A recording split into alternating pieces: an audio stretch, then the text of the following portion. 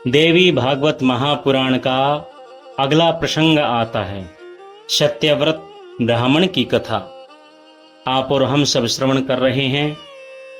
राजा जन्मेजय ने व्यास जी से पूछा कि यह द्विज श्रेष्ठ ब्राह्मण सत्यव्रत कौन था? भगवती उससे इतनी प्रसन्न कैसे हुई? मुनिवर, मन को प्रसन्न करने वाली यह कथा हमें विस्तार पूर्वक सुनाएं।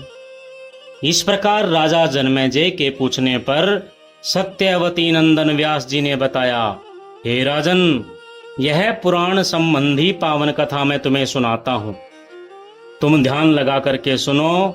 एक समय की बात है कि मैं पवित्र तीर्थों में भ्रमण करता हुआ पुण्य भूमि नैमिषारण्य क्षेत्र में पहुंच गया। वहां पर अनेकों मुनि विराजमान थे। उस समय उन मुनियों के समाज में कथा प्रारंभ हो रही थी।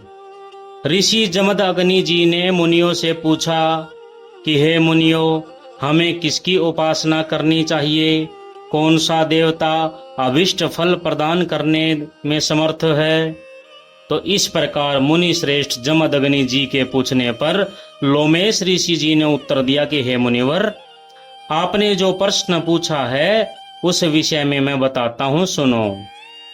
सभी कल्याणकारी मनुष्यों को चाहिए कि वे महाशक्ति की उपासना करें। उनकी उपासना करने पर वे तुरंत वर प्रदान करने के लिए तत्पर हो जाती हैं।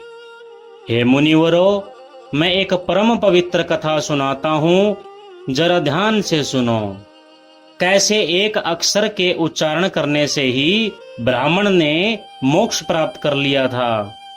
कौशल देश में देवदत्त नाम का एक प्रसिद्ध ब्राह्मण था। पुत्र प्राप्ति के लिए सविधि उसने पुत्रेष्ठी यज्ञ भी किया। कुछ समय व्यतीत हो जाने पर उसकी सुंदर पतिव्रता स्त्री गर्भवती हो गई।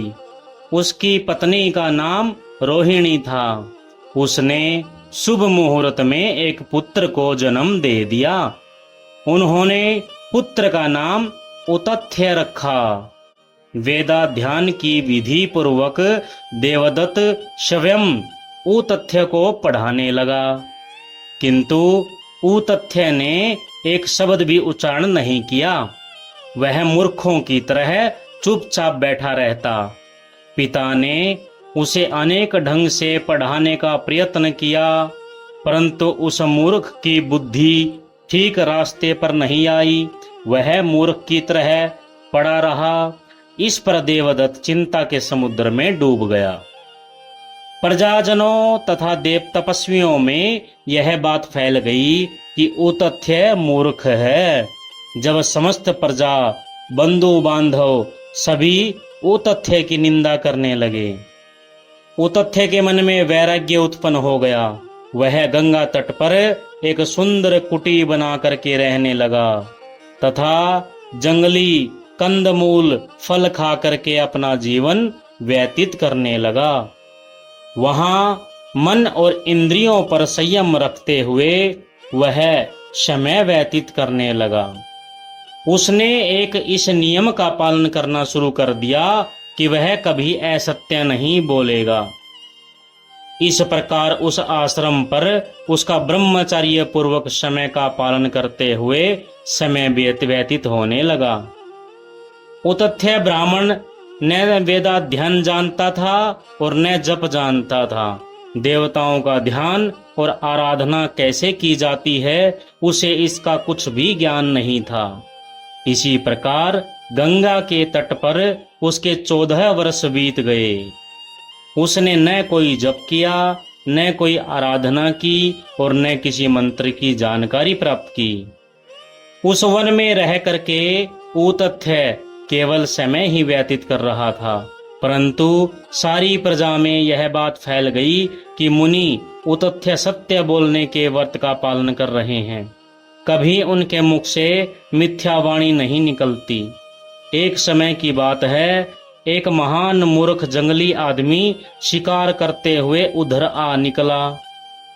उस धनुषधारी किरात के बाण से एक सुअर बिंद करके भयभीत होकर भागता हुआ उतथ्य मुनि के पास आ गया। उस सूअर पर मुनि की दृष्टि पड़ गई। दयालु मुनि के मुख से सारस्वत बीज ए का उच्चारण हुआ। वे मुनि उतथ्य तो नितांत अज्ञानी थे। उन्हें सारस्वत बीज मंत्र का कोई भी ज्ञान नहीं था। किंतु सूअर को घायल देखकर अचानक उनके मुख से ए नामक उच्चारण निकल गया।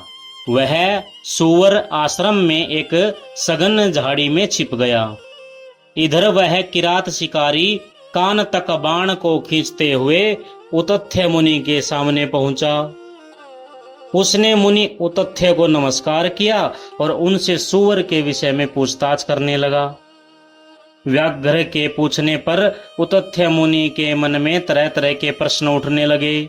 वह सोचने लगे, यदि मैं यह कहता हूं कि नहीं देखा तो इससे मेरा सत्यव्रत नष्ट हो जाएगा।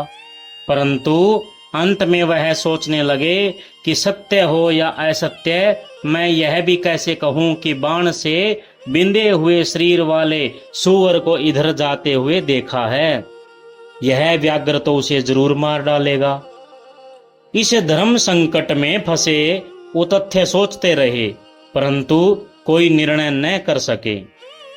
जब मुनि उतथ्य ने घायल सूअर को देखा, तब अचानक उनके मुख से ए शब्द निकल पड़ा।